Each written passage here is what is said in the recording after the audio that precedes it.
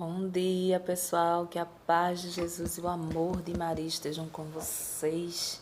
Então, meninas, hoje é quinta-feira, aqui, feriado municipal, né? Dia de descansar um pouco, passear, né?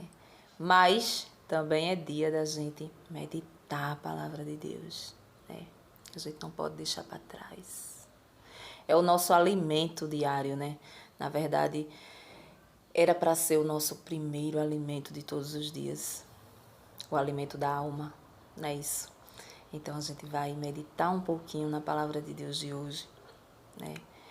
E vamos ver o que Ele tem para nos oferecer nessa manhã de quinta-feira. Espírito, enche a minha vida. Enche-me com teu poder, pois de ti eu quero ser. Espírito, enche o meu ser. Espírito, enche a minha vida. Enche-me com teu poder, pois de ti eu quero ser. Espírito, enche o meu ser.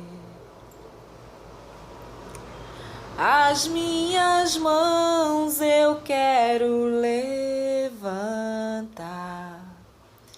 e em louvor te adorar. Meu coração eu quero derramar diante do teu altar. As minhas mãos eu quero levantar e em louvor te adorar. Meu coração eu quero derramar diante do teu altar. Move-te em mim, move-te em mim. Toca minha mente e o meu coração. Enche minha vida com teu amor, move-te em mim, teu Espírito, move-te em mim. Move-te em mim, move-te em mim. Toca minha mente e o meu coração. Enche minha vida com teu amor, move-te em mim. Teu Espírito, move-te em mim. Move-te em mim. Teu Espírito, move-te em mim. Move-te em mim. Teu Espírito, move-te em mim. Então, pessoal, hoje o Evangelho, vocês podem pensar assim, tá tão repetitivo assim, tá falando muito sobre a palavra que foi falada ontem, a palavra que foi falada a semana passada, mas é a liturgia do dia. O que Jesus nos traz hoje, o que a igreja nos traz para que a gente medite é a palavra.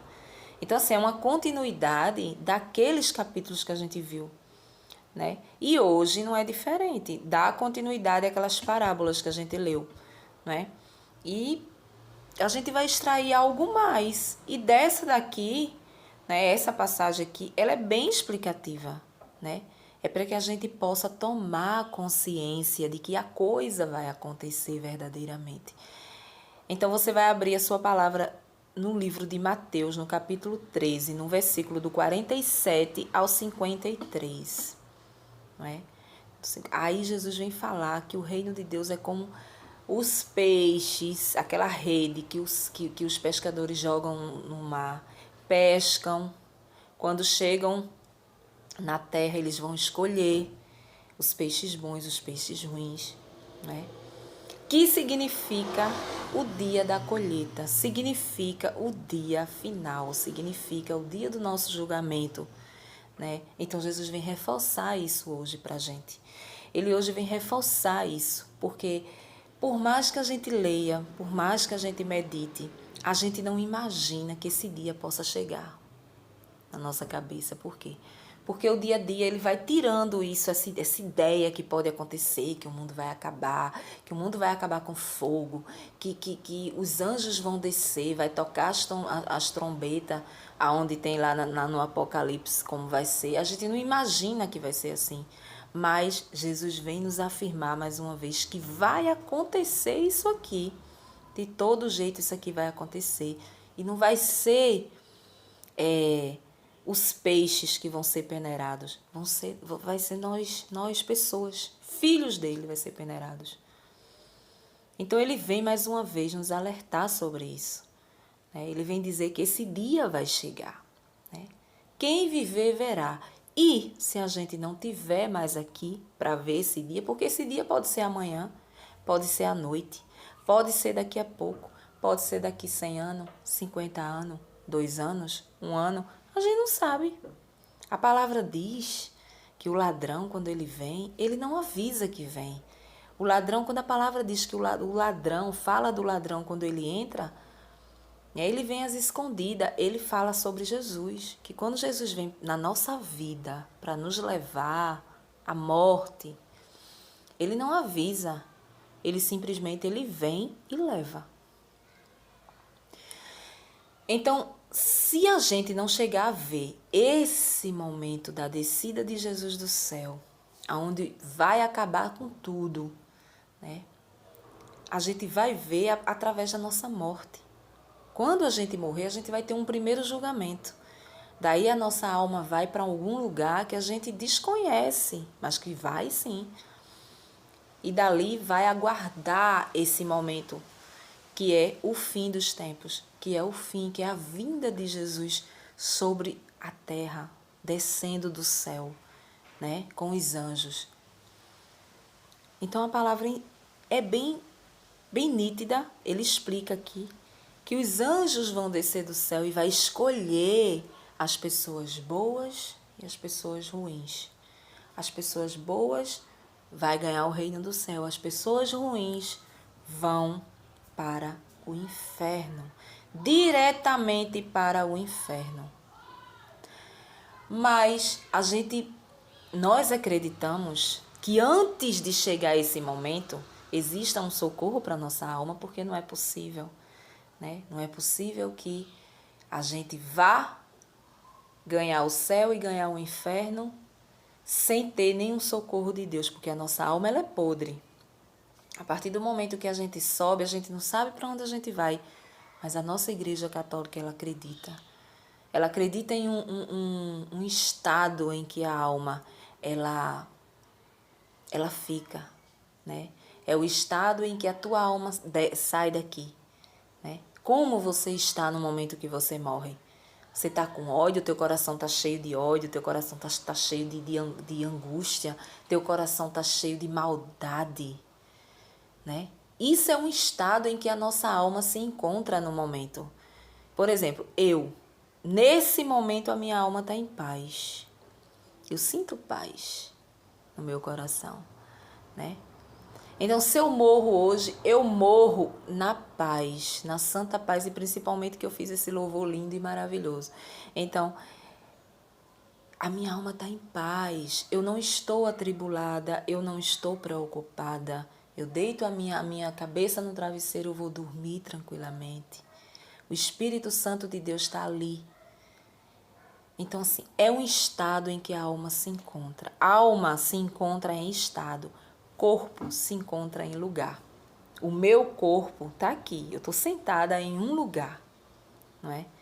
Então o corpo, ele se encontra no lugar, a alma se encontra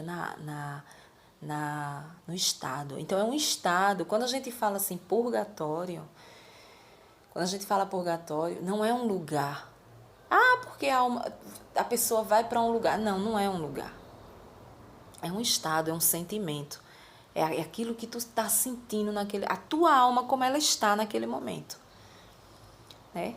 A gente pode morrer com ódio no coração de um monte de gente, desejando o mal a um monte de gente. A gente pode morrer dessa forma. E aí? A gente pode morrer em pecado mortal. Claro que vai morrer em pecado mortal, porque todos nós vivemos o pecado mortal. É o pecado que prejudica, que te acusa diante dos mandamentos, né? É o pecado mortal. Então eu posso morrer, eu posso estar no adultério, eu posso estar tendo um caso com um homem casado, eu posso estar junto com um homem que já foi casado na igreja, uma mulher que já foi casada na igreja, eu estou em adultério. Então, de um jeito ou de outro, a gente vive dentro, mergulhado dentro do pecado, né? Então não tem como a gente morrer e chegar ao dia final e existir somente 2 lugares para a gente ir: inferno e céu. A gente vai para o inferno. Todos nós, de olho fechado assim, vai cair no inferno de feixe. Por quê? Porque a gente leva daqui isso aí. A nossa alma, ela leva isso. A nossa alma leva a raiva, rancor, ressentimento, revolta, ódio no coração. Maldade é o que mais a nossa alma leva. Maldade. Quem tem o mal na alma, principalmente, né? Então, de todo jeito, a gente leva pecado mortais ou veniais. O que é pecado veniais? Pecado veniais é aquele pecadinho, né, que a gente comete diariamente. É um aperreio que tu tem durante o dia, é um nome que tu chama, um palavrão que tu chama, é uma discordância com um filho, com o esposo, essas coisas, né? Essas coisas assim. É um julgamento, muitas vezes um julgamento assim, chega uma pessoa, tá falando de uma pessoa, tu vai lá, entra na conversa, aí tu começa a julgar. Esses são os pecados veniais. E esses pecados a gente costuma tirar na missa, naquele momento do perdão, que é logo no comecinho, depois do nome do Pai que começa, tem aquele momento do perdão. Então a gente tira esses, é perdoado naquele momento por Deus esses pecados. Mas os mortais, eles têm que ser confessados. Ele tem que ser confessado. Tem que ter o perdão, né, usado ali pela boca do sacerdote. Então, é o estado da nossa alma como se encontra. Então, aqui, quando a palavra diz assim, os bons encontrarão o reino do céu, os maus irão para o inferno. Quando a palavra fala em bons aqui, não é em questão de ser bom, porque você pode pensar assim, mas então eu estou livre. Eu estou livre do inferno porque eu sou uma pessoa boa, eu sou uma pessoa carismática, eu sou uma pessoa que ajuda as pessoas, eu sou uma pessoa que não tenho raiva de ninguém, não tenho ódio de ninguém. Mas você vive algum pecado que ofende os mandamentos de Deus. Quando Jesus fala aqui que os bons e os maus, os bons são aqueles que guardam os seus mandamentos. Mas ninguém guarda os mandamentos, realmente. Ninguém guarda os mandamentos. Mas existem as pessoas que lutam para guardar, né? Existem as pessoas que já chegou num nível, num patamar de saber que está em pecado e deixar tudo aquilo para trás e tentar viver a palavra de Deus, os mandamentos de Deus como Ele pede, né? Também tem aquelas pessoas que lutam contra o pecado, tem o temor a Deus. Então essas pessoas Ele tem como bons. Agora as pessoas que vivem no pecado, praticando o que vai ao contrário dos mandamentos dele, sabendo que é pecado, e continua fazendo, são as pessoas maus. É os maus que ele fala aqui. Os maus que ele fala aqui na palavra não é as pessoas que matam, que estupram, né? Não são essas pessoas que vivem fazendo maldade no mundo, não. É juntando essas pessoas com as pessoas também que têm uma bondade no coração, mas que não vivem a palavra dele. Porque a palavra mandamento já está dizendo mandamentos. Mandamentos é um mandato, entendeu? Não é uma escolha. Não é uma escolha como Deus deixou a escolha do livre-arbítrio. né? A gente não tem a escolha do livre-arbítrio? Então, a gente tem. A gente tem. É por isso que Jesus, ele não, em nenhum momento da palavra, Jesus obriga que você viva os mandamentos dele. Por quê? Porque Deus deixou lá no começo o livre-arbítrio para que você escolhesse o que é bom e o que é ruim. E a gente sabe o que é bom e a gente sabe o que é ruim. Mas a gente escolhe muitas vezes o que é ruim. Que olhando para a nossa carne, as coisas do mundo, elas são ruins para a gente. Porque elas só nos levam a afundar, a ir para o buraco. As coisas boas a gente não quer, a gente não almeja as coisas da palavra de Deus, a gente não almeja as coisas que Deus quer pra gente, a gente não almeja, a gente nem sequer se esforça a viver os mandamentos de Deus. Né? Às vezes, aí o mandamento, tem um mandamento que diz não roubar. Aí você olha pra você e você diz, mas eu não roubo. Eu não roubo, eu nunca roubei na minha vida. Coisas materiais eu nunca roubei. Mas tu olha para a pessoa que rouba e tu julga. Tu começa a julgar. Tu já entrou no pecado do julgamento, que também está lá nos mandamentos. Não julgueis para que não sejais julgados. A mesma moeda que tu julgar, tu vai ser julgado também por Deus. Do mesmo jeito, da mesma forma, não tem, é por isso que eu costumo dizer que pecado não tem pequeno nem grande. Quando a palavra diz, do mesmo jeito que você julgar, você será julgado. Ou seja, se você julgar um ladrão porque roubou e você não rouba, você será julgado pelo julgamento que está julgando ele. Pelo julgamento que está julgando ele. De todo jeito você vai ser julgado do mesmo jeito. O teu julgamento por estar julgando ele é o mesmo julgamento que Jesus vai julgar ele por ter roubado. Entendeu como é que é? Então a coisa é mais ou menos assim. A gente não se esforça para fazer a vontade de Deus e nem para viver os mandamentos. Então nós podemos nos considerar pessoas maus. Aqui na palavra para Jesus, todos nós, sem exceção, somos pessoas más. A gente só não pode incluir aqui os santos. As pessoas santas que a gente tem na nossa igreja católica. Por quê? Porque os santos, não é porque eles nunca pecaram. Muito pelo contrário. Se você for ver a história de Santo Agostinho, Santo Agostinho era um prostituto. Santo Agostinho era um homem de festas, de baladas, de bebedeiras. E a mãe dele rezou pela vida dele a vida inteira para que ele se convertesse. E chegou um momento na vida de Santo Agostinho que ele se converteu verdadeiramente. E o que é que ele fazia? Aquelas mulheres da vida, as prostitutas de antigamente, que ele frequentava lá, que ele tinha contato com elas, quando ele se converteu, quando ele saía na rua, elas vinham atrás dele. Eu acredito que Santo Agostinho era o cara, né? Porque a história dele diz que elas iam atrás. Agostinho, por que você não apareceu mais? Né? Atrás dele, querendo ele. E aí ele falava o quê? A carne dele tremia, porque, né? Ele era humano. Mas ele dizia, esse Agostinho aqui, era mais ou menos assim que ele falava. Não é aquele que você conheceu mais. Eu sou Agostinho, mas eu não sou mais aquele. Ou seja, ele deu um não para aquela prostituição.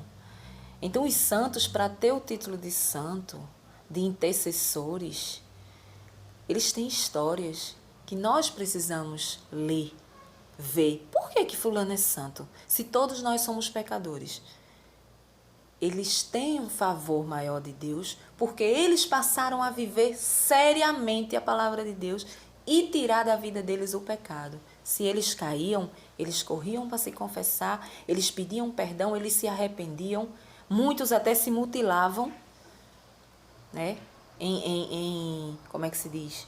Para mostrar que estava arrependido para Deus. Muitos se cortavam, se jogavam no espinho.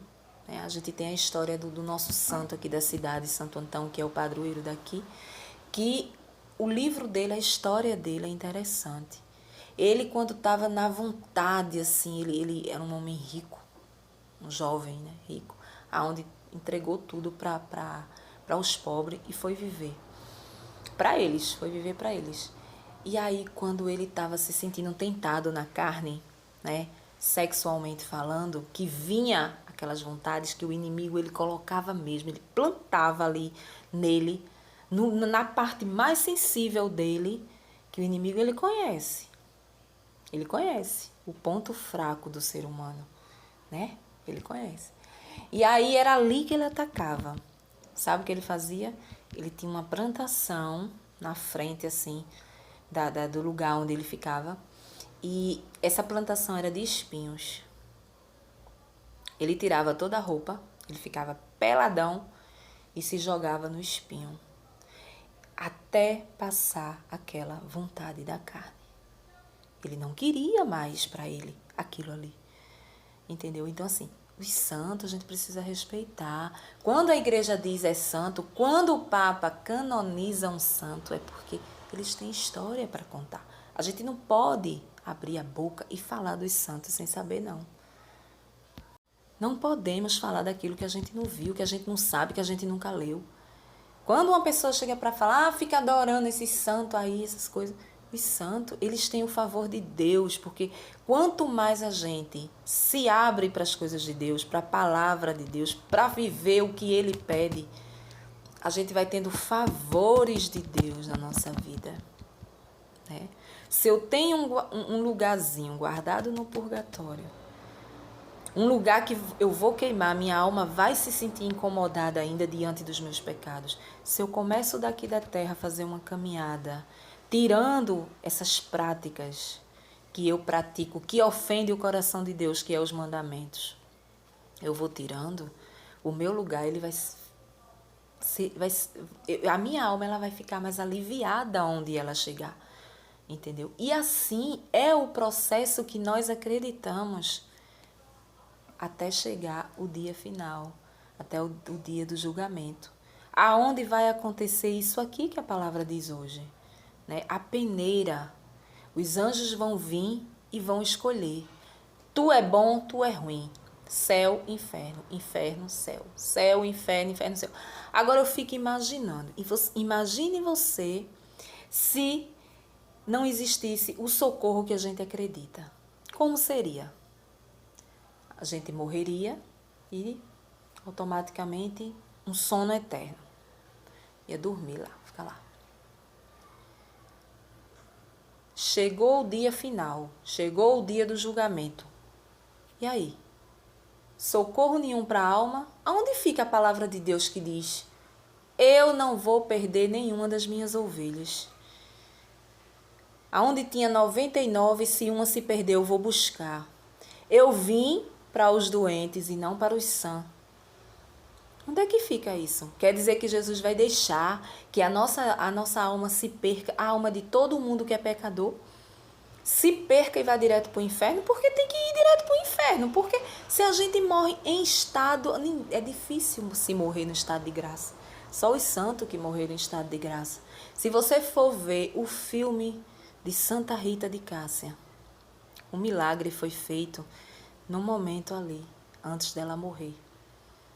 Uma freira que sofria com uma doença na mão. Era uma ferida que ela tinha na mão que nunca cicatrizava. E no momento que Santa Rita de Cássia, ela falece, que essa freira era muito amiga dela, coloca a cruz e um ramo de flores assim, em cima do peito dela, em cima da mão dela, que a mão da freira, né, que tá com aquela ferida aberta, toca nela, a ferida ela é fechada automaticamente na frente de todos. Isso não é conversinha nem historinha, não. Isso foram coisas que aconteceram de verdade. Se você for lá ver o filme, tem filmes, tem livros. Vale a pena a gente ver, né? Então é isso que Jesus vem dizer. Que vai acontecer, esse dia vai chegar. O dia da peneira vai chegar. E não vai ter socorro, não vai ter, Senhor, Senhor, Senhor, eu fiz isso, eu vivi na igreja, eu fui uma pessoa boa, eu fiz isso, eu fiz aquilo. Não, meu amor, eu vou ver sua lista aqui, o que é que tem? adultério. Morreu com ódio, com raiva do pai. Morreu com ódio, com raiva de fulana de tal. Inferno. Passei a vida inteira com a palavra de Deus, os profetas ensinando, chamando, vem viver a palavra. Deixa a vida do mundo, ninguém quer saber. Aí quando chega o final do tempo, quando chega o dia do julgamento, vão pensar que vai ser moleza. Não vai, não. Não vai ser moleza, não. Vai ser gente caindo no inferno, sabe? Assim, ó. Então é sobre isso que a palavra vem dizer hoje.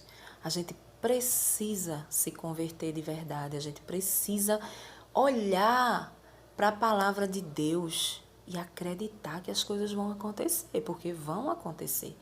Se você não for no dia da vinda do Senhor, porque a palavra diz que Jesus vai vir sobre as nuvens e os 4 anjos vai tocar o fogo e Jesus vai descer. Se você não tiver presente, você vai morrer. E no dia que você morrer, você vai ter um primeiro julgamento. Você vai ter esse primeiro julgamento. Que é quando ali passa toda a tua vida. Eu acredito que... Eu li um livro de uma missionária da Canção Nova. O nome dela é Glória Polo. Onde ela sofreu um acidente e tal. E um choque de um raio, né? E aí, naqueles momentos que ela ficou em coma, Jesus mostrou para ela o céu, o inferno e o purgatório. E se você vê o relato dessa missionária, você fica impressionada. Quando você vai fazer algo de errado depois que você lê o livro dela, você procurar na internet, você vai ver o nome dela, Glória Polo, Testemunho de Glória Polo, Glória Polo. Quando você lê o livro dela, quando você vai fazer algo de errado, você lembra. Ela relata que existe um julgamento assim que a pessoa morre. Existe como se abre uma nuvem, um telão, vamos dizer assim, trazendo para a vida de hoje um telão desse grandão aí. Se abre e ali vai passando tudo que você fez de bom e tudo que você fez de ruim. Ali passa os sentimentos das pessoas que você magoou. Você consegue ver, é como você consegue ver a alma. É como um bebê, quando ele está sendo gerado no ventre. Quando a gente vê uma ultrassom, a gente não consegue ver ele dentro do nosso ventre, pronto. É como se a gente visse a alma das pessoas naquele momento. É impressionante o livro da mulher, é impressionante. E ela tem o relato e ela é viva e ela vive rodando o mundo com o testemunho dela. Né? Então, assim, isso existe sim. A gente precisa acreditar que existe. Não é história de carrochinha, não é história de espiritismo, é coisas que existem, sobrenaturais, que existem com as pessoas por aí afora. E a gente tem que acreditar, porque a palavra diz que vai existir um juízo final, vai existir, esse dia vai chegar. E hoje Jesus vem nos mostrar, vem nos alertar que esse dia vai chegar. Ou você se converte, ou você vai virar peixe morto, vai virar peixe podre, meu amor. Ou você vira um peixe bom para que você possa ganhar a vida eterna. Ou nós vamos virar peixe podre, peixe morto, que só vai servir para o inferno, para o fogo do inferno. Eu não quero ganhar o inferno, Deus o livre. Deus me perdoe, Deus tenha misericórdia da minha alma. Porque eu não quero, e eu tenho certeza que você também não quer. Amém? Tchau para vocês, até amanhã. Né? Um cheiro no coração de vocês. E para quem é daqui de Vitória, um bom feriadão. Tchau!